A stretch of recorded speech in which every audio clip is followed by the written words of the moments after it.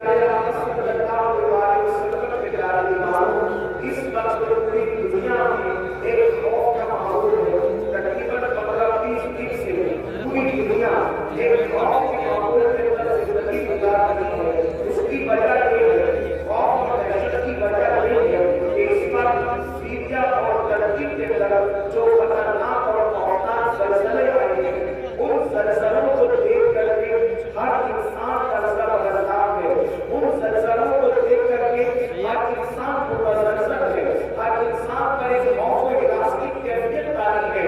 اور ترکی اور شام کے اندر جو زلزلے آئے ہیں، اسی کے ساتھ ساتھ دانشوروں نے یہ بھی پیشین گوئی کی ہے کہ اب صرف 2 ملکوں میں زلزلوں کی بات نہیں ہے، بلکہ کئی ملکوں پر اس وقت زلزلوں کی پیشین گوئی کی تلوار لٹک رہی ہے. یعنی کئی ملکوں کے اندر مزید زلزلے آ سکتے ہیں. اس لیے ہر انسان بے چین ہے، ہر انسان بے قرار ہے، ہر انسان مضطرب ہے. اللہ اکبر. آپ نے یوٹیوب کے ذریعے سے اور ویڈیوز کے ذریعے سے اور نیوز کے ذریعے سے شام اور ترکی کا زلزلہ دیکھا ہوگا. بڑی بڑی عمارتیں اللہ اکبر زمین کے سینے کے اندر دفن ہو گئی.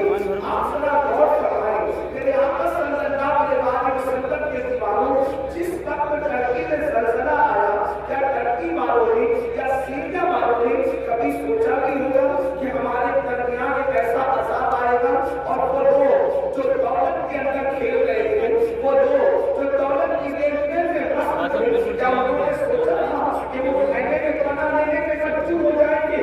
لوگوں کو بھیک دینے والے ان کے ہاتھوں میں بھیک کے کٹورے آ جائیں گے. اللہ اکبر. میرے آقا صلی اللہ علیہ وسلم کے پیارے دیوانوں، یاد رکھنا، مصیبت کسی پر بھی آئے، مومن کی شان یہ ہے کہ مومن کسی بھی مصیبت زدہ کو دیکھ کر اس سے عبرت حاصل کرتا ہے. کسی مفکر نے کہا تھا، اگر دوسروں کو دیکھ کر تم عبرت حاصل نہیں کرو گے تو تم بھی عبرت بناتے جاؤ گے. قرآن کہتا ہے، فَاعْتَبِرُوا يَا أُولِي الْأَبْصَارِ، اے آنکھ والو عبرت حاصل کرو. آنکھیں پکچر کے پوسٹر کے لیے نہیں دی گئی ہے، آنکھیں فلموں کے لیے نہیں دی گئی ہے، آنکھیں گندی پکچروں کے لیے نہیں دی گئی ہے، آنکھیں آبادی کے لیے نہیں دی گئی ہے. قرآن کہتا ہے آنکھیں اللہ نے تمہیں عبرت کے لیے دی ہے. ایک سے ایک ویڈیو کو شیئر کرنے والوں کبھی غور بھی کیا ہوگا، کبھی سوچا بھی ہوگا، اللہ ترکی اور سیریا کے اندر جو زلزلے آئے ہیں، انہوں نے کبھی سوچا ہوگا ان کے کتنے خوبصورت مکانات ہیں، ان کے کتنے اونچے اونچے مکانات ہیں، ان کے کتنے اچھے اچھے مکانات ہیں، لیکن دیکھ لو سب موسم کے اندر اب خیموں میں پناہ لینے پر مجبور ہے.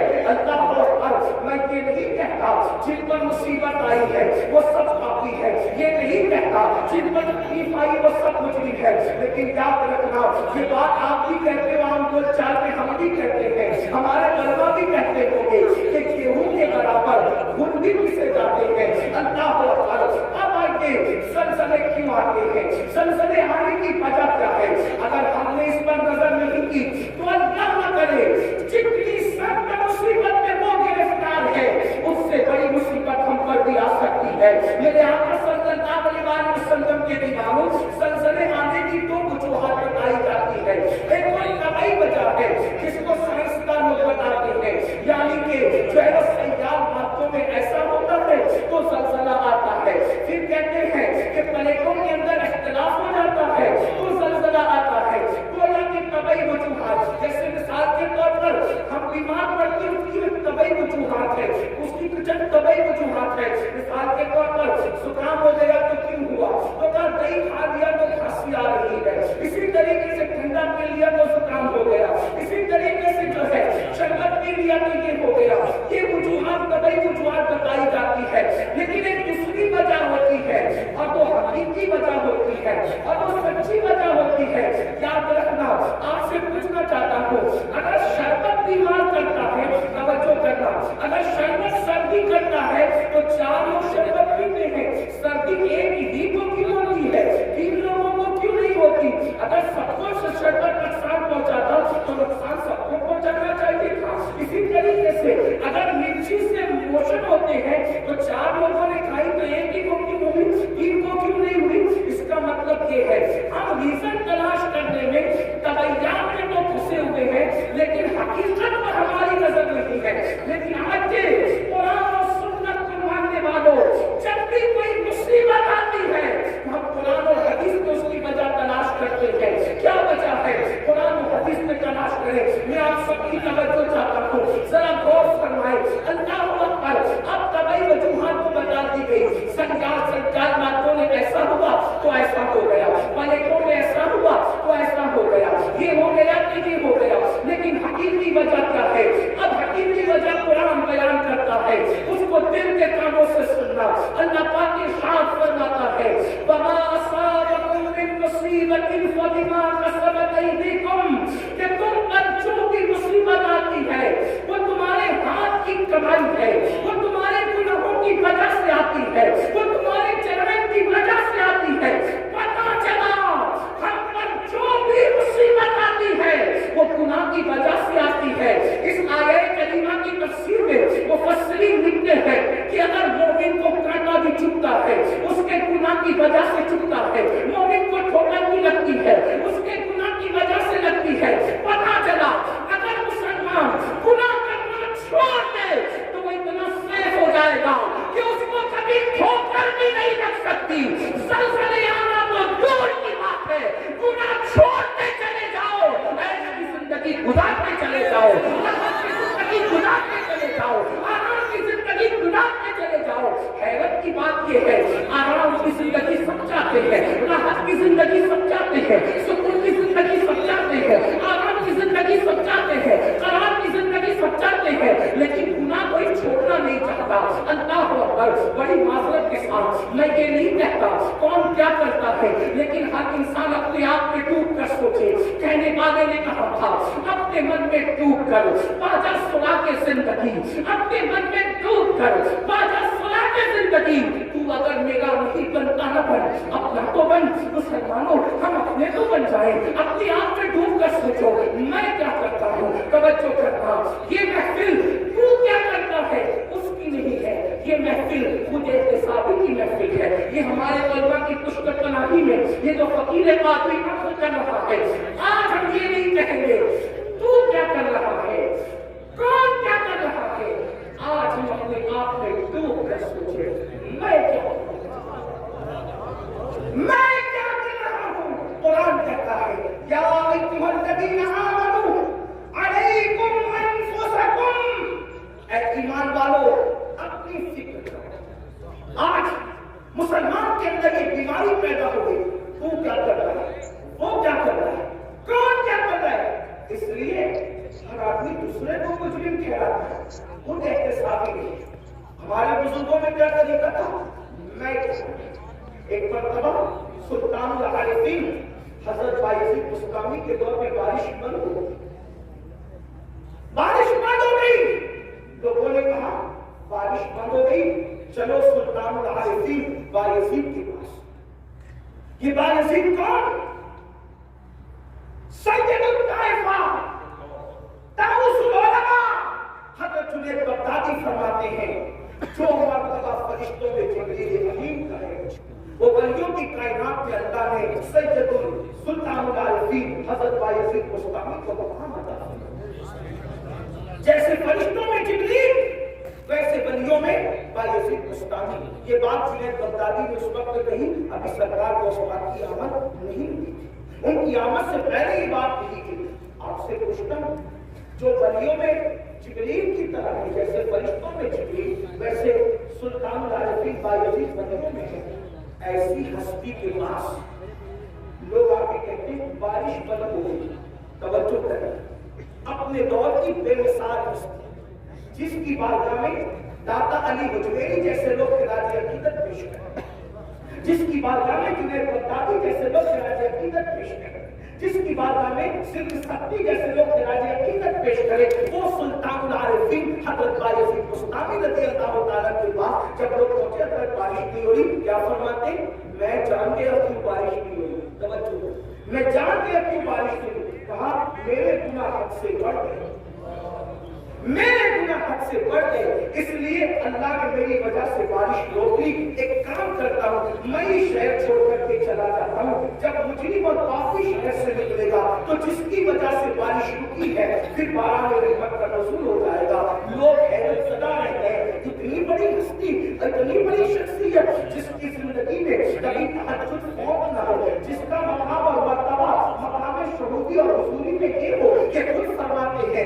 ایک لمحہ بھی جلوہ یار اگر نظروں سے اوجھل ہو جائے تو میں اپنے آپ کا فتویٰ دے دوں. اندازہ تو فرمائے یہ مقام حضوری کی منزل پر فائز ہے اور ہاتھ کہتے ہیں میرے گناہ بڑھ گئے اس لیے میں خیر چھوڑ کر کے جاؤں گا, میری وجہ سے بارش رک گئی ہے, باران رحمت کا نزول ہوگا. اور سلطان العارفین جیسے ہی شہر چھوڑ کے نکلے اللہ کو عاجزی کی یاد اتنی پسند آ گئی, لوگوں کے استسقاء دعاؤں سے بارش نہیں ہوئی, بایزید کی عاجزی کی برکت سے باران رحمت کا نزول ہوگا. بات یہ ہے جو گناہ گار نہیں تھے, جو مجرم نہیں تھے, وہ اپنے آپ کو گنہگار سمجھتے تھے. اور یہاں بات یہ ہے جو کبھی اٹھ کر کے مسجد بھی نہیں جاتے ان کو یہ غرور اور گھمنڈ ہے کہ مولانا ہم جنت میں نہ جائیں گے تو کون جائے گا. جن کا حال یہ ہے کہ وہ کھڑے ہو کر استنجا کرتے ہیں تو 3 دن تک کے غسل نہیں کرتے, ناپاکی کی حالت میں زندگی گزارتے ہیں, جو پوچھتے جنابت کے حوالے سے اتنے غافل ہیں کہ 3-4 دن ناپاک پڑے رہتے ہیں, ان کو بھی یہ گھمنڈ ہے کہ مولانا ہم جنت میں نہ جائیں گے تو کون جائے گا. آؤ ترکی اور سیریا کے زلزلے کے تناظر میں ہم دیکھیں زلزلے کیوں آتے ہیں, اس کے آنے کی وجہ کیا ہے, تو ہم حدیث میں تلاش کرتے ہیں. امام اہل سنت نے بھی جو روایت لکھی ہے فتاوی رضویہ شریف کے اندر, پہلے 2 کوٹ کر دوں اس کے بعد آگے بڑھتے ہیں. فرمایا گیا کہ ان زمین کی نسیں ہوتی ہے, زمین کی رگیں ہوتی ہے, زمین کی شریانیں ہوتی ہے. جس طریقے سے انسان کے جسم میں شریانیں ہیں, جس طریقے سے انسان کے جسم میں رگیں ہیں, اسی طریقے سے زمین کی بھی رگیں ہیں. اور یہ ساری رگیں ایک جو ہے وہ پہاڑ کی طرف بڑھتی ہے اور ایک پہاڑ کے اندر سمٹ آتی ہے اور اس کو کوئی کاف کہتے ہیں. اور وہاں پر وہ ساری رگوں کو کھڑا فرشتہ سمیٹ کر کے موجود ہے, اس کے ہاتھوں میں یہ رگیں ہیں, زمین کی رگیں, زمین کی شریانیں اس فرشتے کے ہاتھ میں ہے. جب بھی کسی زمین کے خطے پر, جب بھی کسی زمین کے حصے پر ظلم ہوتا ہے, پاپ ہوتے ہیں, جرائم ہوتے ہیں, زنا اور بدکاری ہوتی ہے, شراب عام ہو جاتا ہے, سود عام ہو جاتا ہے, اللہ کی نافرمانی عام ہو جاتی ہے, زمین کے جس حصے پر گناہ اور جرائم عام ہو جاتے ہیں, پھر قدرت کی طرف سے رب ہوتا ہے زمین کی اس رب کو پکڑ کر کے گھر کرتے ہو تاکہ لوگوں کو پتا چل جائے کہ اللہ سونے سے بھی پاک ہے, اللہ اڑنے سے بھی پاک ہے, اللہ تمہارے جرائم سے بے خبر نہیں ہے, اللہ تمہارے گناہوں سے بے خبر نہیں ہے, وہ تم سب کو دیکھ رہا ہے. اللہ اکبر. اور جب وہ نس پکڑ کر, وہ رد پکڑ کر فرشتہ حرکت دیتا ہے تو زمین پر زلزلے کے جھٹکے نمودار ہوتے ہیں. اللہ اکبر. میری قوم کے جوانوں, پتہ چلا جب زمین پر اللہ کی عبادت کرنے کی بجائے جب زمین پر ظلم کیا جاتا ہے, جب زمین پر حرام کام کیے جاتے ہیں, جب زمین پر اللہ اکبر نوکر میں کمی کی جاتی ہے, اس وقت زمین پہ زلزلے آتے ہیں اور مجرموں کی وجہ سے بے گناہ اس کا شکار ہو جاتے ہیں. اللہ اکبر. کیا یہ جرائم ہمارے اندر نہیں؟ ایک مرتبہ ام المومنین امام حاکم اپنی مستدرک میں لکھتے ہیں, لیکن محدثین نے اس حدیث کی سند پر جرح بھی کی ہے. اللہ اکبر. بعض محدثین نے جرح کی, امام حاکم نے اس کو صحیح کہا, لیکن میں امام حاکم کی صحت کی بات کو سامنے رکھ کر بالکل نصیحت کے طور پر یہ بات پیش کرتا ہوں. ایک مرتبہ ایک جوان ام المومنین سیدہ عائشہ صدیقہ کے پاس آیا. کون عائشہ صدیقہ؟ مفتی چاملہ. کون عائشہ صدیقہ؟ جس کے بستر پہ قرآن نازل ہوتا ہو. کون عائشہ صدیقہ؟ سینکڑوں صحابہ اور ہزاروں تابعین جس کے شاگرد ہو. ان سے پوچھا امی جان یہ بتائیں کہ زلزلے کیوں آتے ہیں, زلزلے آنے کی وجہ کیا ہے؟ تو ام المومنین نے اس کی طرف سے چہرہ پھیر لیا. چہرہ پھیرنے کی وجہ یہ تھی کہ زلزلہ آنے کی وجہ اتنی نازک بیان کرنا چاہتی تھی کہ اس کے سامنے بیان نہیں کرنا چاہتی تھی. بیک گراؤنڈ حدیث کا یہی بات بیان کر رہا ہے. پوچھنے والے نے پوچھا تو اس کو بیان نہیں فرمایا, یعنی جب اس نے سوال کیا تو چہرہ پھیر لیا, لیکن اللہ اکبر. پھر حضرت کیوں آتا ہے اور زلزلہ آنے کی وجہ کیا ہے؟ تو اس وقت المومنین نے ان کو جواب دیا، حضرت عبداللہ کو جواب دیا، عبداللہ زلزلہ آنے کی وجہ یہ ہے جب عورتیں اس نیت سے گھر سے خوشبو لگا کر کے نکلتی ہے کہ لوگ ان کے حسن کے فریب میں مبتلا ہو جائیں، ان کی طرف راغب ہو، خوشبو لگا کر کے عورتیں اپنے گھروں سے اس لیے نکلتی ہے کہ لوگ ان کے فتنے میں مبتلا ہو۔ پھر اس وقت زلزلے آتے ہیں جب عورتیں نامحرم اور مردوں کے سامنے، جب عورتیں نامحرم مردوں کے سامنے، اجنبی مردوں کے سامنے ننگی ہونے لگتی ہے، زنا کے لیے تیار ہو جاتی ہے، اپنے جسم کو پیش کرنے لگتی ہے، اس وقت زلزلے آتے ہیں۔ اللہ اکبر۔ ابھی آگے اور بھی روایتیں پڑھی جائے کہ میں وقت رہا تو جتنا وقت مجھے دیا گیا میں اسی میں گفتگو مکمل کروں گا، لیکن آپ کی توجہ چاہتا ہوں، آپ سے پوچھتا ہوں کیا ہماری بہن بیٹیاں آج گھروں سے اتنے لگا کر نہیں نکل رہی ہے، خوشبو لگا کر نہیں نکل رہی ہے، پرفیوم لگا کر کے نہیں نکل رہی ہے، خوبصورت بن کر کے نہیں نکل رہی ہے، میک اپ کر کے نہیں نکل رہی ہے؟ آج اللہ اکبر مسلمانوں کا حال یہ ہو گیا، شادی کے موقع پر صرف چہرے بنانے کے لیے بیوٹی پارلروں میں جتنا خرچ ہوتا ہے اگر اس کا اندازہ لگایا جائے تو لاکھوں روپے صرف بیوٹی پارلر کی نظر ہو جاتے ہیں۔ میں پوچھنا چاہتا ہوں مسلمانوں، صرف داڑھی رکھنے سے ہم نجات نہیں پا سکتے، صرف 5 وقت کی نماز بھی ہمیں نجات کے سائے تک نہیں پہنچا سکتی، سروں پر ٹوپیاں رکھنا بھی ہمیں نجات تک نہیں پہنچا سکتا۔ اس وقت تک جب تک کہ ہم پورے دین پر عمل نہ کریں، ہم نے دین کی چند چیزوں کو اٹھا لیا، کسی کو نماز آسان پڑی اس نے نماز اٹھا لیا، کسی کے چہرے پہ داڑھی آسان پڑ گئی اس نے داڑھی رکھ لی، کسی نے ٹوپی کو آسان سمجھا اس نے ٹوپی پہن لی۔ یاد رکھنا دین کو رسومات بنانے والوں، یہ رسمی عبادتیں نجات کے سائے تک نہ لے جائے گی۔ میرے نبی نے فرمایا وَالْعَاقِبَةُ لِلْمُتَّقِينَ۔ آخرت صرف پرہیزگاروں کے لیے ہے، آخرت متقیوں کے لیے ہے، بلکہ یہاں تک فرمایا جو لوگوں کے سامنے ٹوپیاں پہنے، نمازیں پڑھے، روزے رکھے، نیک عمل کرے اور جو تنہائی کے اندر پاپ اور گناہ کرے، اللہ ان کی عبادتوں کو ان کے منہ پہ مار دے گا۔ خدا کو ایسی عبادتوں کی کوئی حاجت نہیں ہے، میرا اللہ حاجت اور ضرورت سے پاک ہے، اسے کسی کی عبادت کی ضرورت نہیں ہے، وہ بے نیاز ہے۔ مسلمانوں بتاؤ تو صحیح، اللہ اکبر، ہماری بیٹیاں بیوٹی پارلروں میں جائیں، ہماری بیٹیاں خوشبو لگائیں، ہماری بیٹیاں اجنبی مردوں کے سامنے ننگی ہو جائیں۔ اب کچھ لوگ سوچتے ہوں گے کہ یہ مولوی یہ بات کیوں کر رہا ہے کہ بیٹیاں ننگی ہو جائیں؟ میں کہتا ہوں صرف کپڑا اتارنا ہی ننگا پن نہیں ہے۔ اگر دوسری حدیث پر نظر ڈالیں تو ذرا اپنے آپ میں ڈوب کے سوچیں کہ کتنوں کی بیٹیاں ننگی ہیں۔ بڑی معذرت کے ساتھ سفید ریش میرے بزرگ بولوں بھی بیٹھے ہیں، ان کا ادب بھی میرے سامنے ہے، لیکن اگر انجیکشن نہ لگائے، آپریٹ نہ کرے، آپریشن نہ کرے تو یہ کون ہمیں ملتی کہاں ہے؟ جب ہم ممبر پہ نہ بولے تو کہاں ہے؟ وہ کہتے ہیں اتنی اوپن تکلیف نہیں ہونا چاہیے۔ میں نے کہا جب لوگ اوپن خدا کر رہے ہیں تو اوپن استا کرنے کا ہمیں حق نہیں ہے۔ جو خدا کرنے میں اوپن ہوگی ہم اس قوم کو آئینہ نہیں بتا سکتے اور اللہ نیتوں کو جانتا ہے۔ کرنے کی ہماری عادت سے اللہ نیتوں کو جانتا ہے۔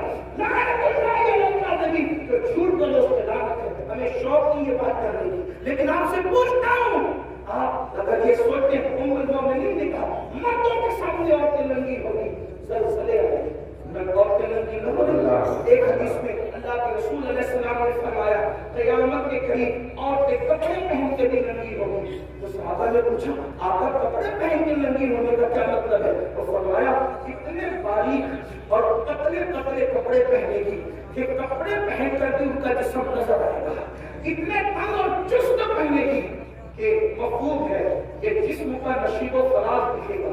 تو یہ بھی تو ننگے پہن کپڑا پہن کر بھی ننگی ہے، مردوں کو اس کا کوئی خیال نہیں۔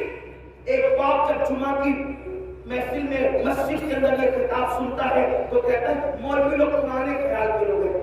مولوی پرانے خیال کے لیے ہم دین کے مطابق ہیں۔ لوگوں کو اگر ترقی کا تو لوگ آگے جائیں. اور مسلمان کو اگر ترقی کرنا ہے تو وہ پیچھے نبی کے قدموں میں آئے. ہمیں کل بھی ترقی ملی تھی تو قدم نازل مصطفیٰ کے صدقے میں ملی تھی, اور اگر آج بھی ترقی ملے گی تو نبی کے قدموں میں ملے گی. لوگ کہتے ہیں نبی کے قدموں میں کیا رکھا ہے, میں کہتا ہوں جب ماں کے قدموں میں جنت ہے تو نبی کے قدموں میں کیا رکھا ہے اس کا اندازہ آپ خود ہی لگا لیں.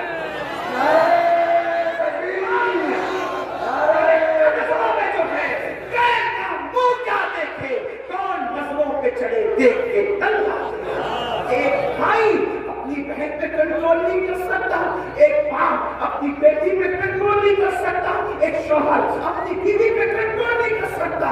اگر کنٹرول نہیں کر سکتے تو دل کے کانوں سے سن لو, اپنی نماز, اپنے روزے, اپنے حج, اپنے صدقہ, اپنے عمرہ پر گھمنڈ کرنے والوں, اگر اپنے گھر کی عورتوں کو کنٹرول نہیں کرتے تو اللہ نے جنت کے دروازے میں لکھ دیا ہے کہ جنت دیوسوں کے لیے حرام ہے.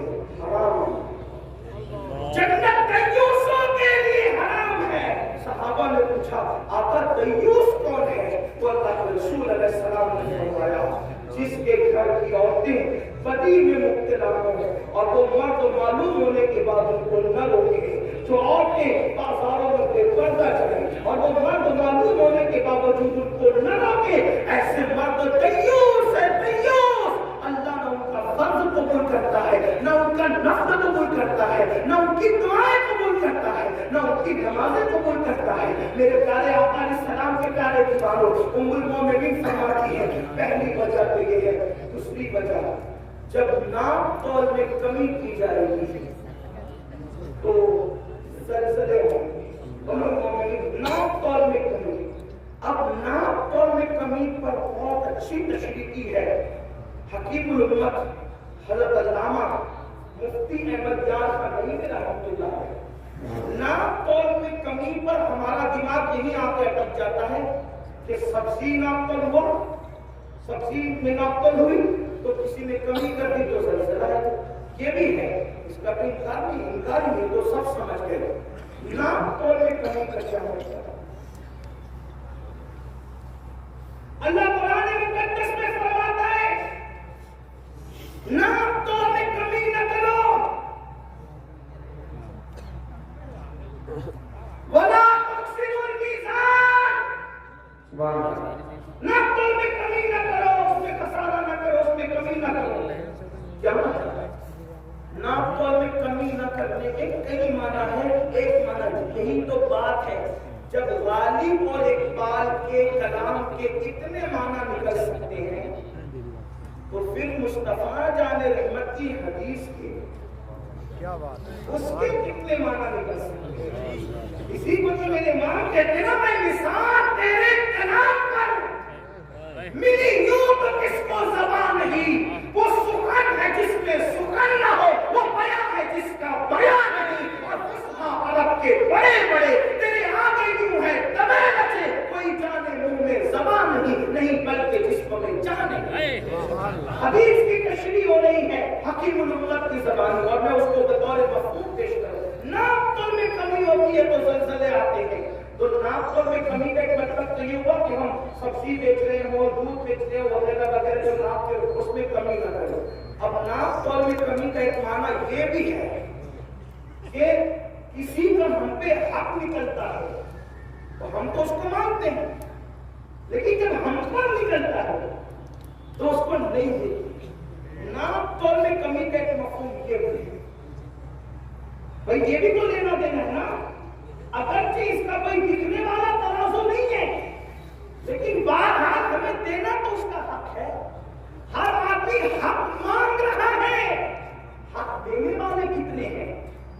کیا بے شمار سفید لباس پر ہمیں وہ کرسی پہ بیٹھے ہوئے حاجی نمازی نظر نہیں آتے جنہوں نے اپنی بہنوں کا حق مار کر کے رکھا ہے, جو اپنی بہنوں کو حصہ نہیں دیتے؟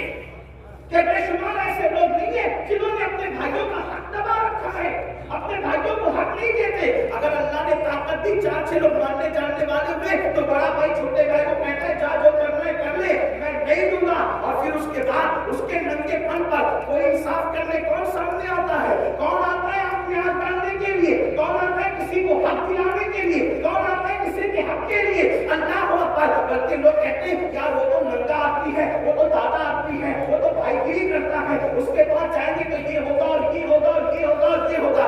سن لو، جس وقت حق تلفی کی جا رہی ہو اور پھر لوگ جو حاجی نمازی اور دیندار کہلانے والے کسی کے حق کے لیے اس کے ساتھ کھڑے نہیں ہیں تو وہ بھی تیار ہو جائے زلزلوں کے جھٹکے کے لیے، وہ بھی تیار ہو جائے اللہ کے عذاب کے لیے. یہاں تو جھٹکے ہوں گے اور زمین کے اندر جو ہوگا اس کا انجام کیا ہوگا؟ اللہ اکبر. بڑی معذرت کے ساتھ ایک بات میں آپ کو بتاؤں جس کو فقیہ ابواللیث سمرقندی رحمۃ اللہ علیہ نے اپنی کتاب میں لکھا ہے، ذرا دھیان سے سننا. آج ہم ہر سال عمرہ کے لیے جا رہے ہیں، اللہ مبارک کرے. حج کے لیے بھی جا رہے ہیں، مسجد کے متولی بھی بن گئے، 50-50 ہزار 5-5 لاکھ مدرسوں کے اندر چندے بھی نکالے، بہت اچھی بات ہے. لیکن بہن کو حصہ نہیں دے رہے ہیں اور بہن بھائیوں سے لڑ رہے ہیں. آپ جانتے ہیں، آئیے ذرا سنیے اور دل کے کانوں سے سنیے بہن کی حمدردی کرنے کا انجام کیا ہے. میں نے حوالہ پڑھ دیا، جس کو رجوع کرنا ہے اس طرف کرے اور میں اس کو اپنے الفاظ کے جامع میں پڑھنے لگا ہوں. اللہ اکبر. آج جانتے ہیں اللہ یہ جو رسومات ہے، دراصل جب شادی ہوتی ہے تو جہیز لوگ اس لیے بھی مان لیتے ہیں کہ یہ لوگ یہاں پہ حصہ دینے کا رواج ہی نہیں ہے، حصہ ملے گا نہیں، اس لیے جتنی بھیک مانگنا ہے مانگ لو. اور آپ کو ایک بات بتاؤں، جب سے یہ جہیز مانگنے کا مطالبہ ہم نے شروع کیا ہے اور ہمارے سماج میں شروع ہوا ہے، ایک بات تو آپ کو بتاؤں، ہمارے مذہب میں تو کفن مانگنے کی بھی اجازت نہیں ہے. توجہ کرو، ہمارے مذہب میں تو کفن مانگنے کی بھی اجازت نہیں ہے. آخر وہ کون سے سنی اور کیسے مسلمان ہے کہ جو جہیز مانگنے کے لیے نکلے ہیں؟ ہمارے مذہب کا حال تو یہ ہے، اگر ایک چادر پرانی گھر میں پڑی ہوئی ہے اور اللہ اکبر باپ مر گیا ہے تو اسلامی غیرت کہتی ہے 3 مسنون کفن کی ضرورت نہیں ہے. اگر ایک ہی پرانی چادر تیرے پاس موجود ہے تو اپنی غیرت کا سودا کسی کے دروازے پہ مت کرنا. ایک ہی چادر میں لپیٹ کر غیرت کے ساتھ اپنے باپ کو دفن کر دینا.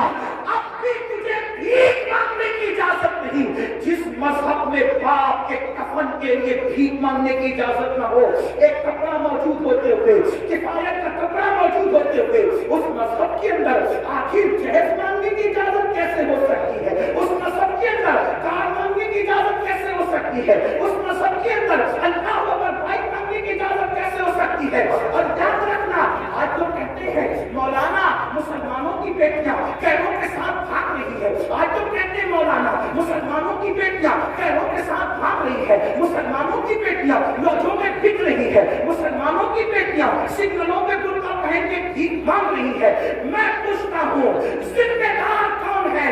بڑی معذرت کے ساتھ جو یہاں کے غیرت مند مسلمانوں، اگر تمہارے دلوں میں عشق مصطفیٰ ہے، اگر تمہارے دلوں میں محبت رسول ہے، اگر تمہارے دلوں میں الفت رسول ہے، اس عشق مصطفیٰ کا واسطہ دے کر پوچھنا چاہتا ہوں، بیٹیاں لوجوں میں کیوں بک رہی ہے؟ بیٹیاں سگنلوں میں بھیک کیوں مانگ رہی ہے؟ بیٹیاں مرتد کیوں ہو رہی ہے؟ اور کا ہاتھ پکڑ کر کیوں جا رہی ہے؟ ذمہ دار کون ہے؟ کیا وہ بیٹی جس نے کسی کا ہاتھ تھام لیا صرف وہ ذمہ دار ہے؟ نہیں، بلکہ ذمہ دار ہم سب ہیں، ذمہ دار پورا معاشرہ ہے. اس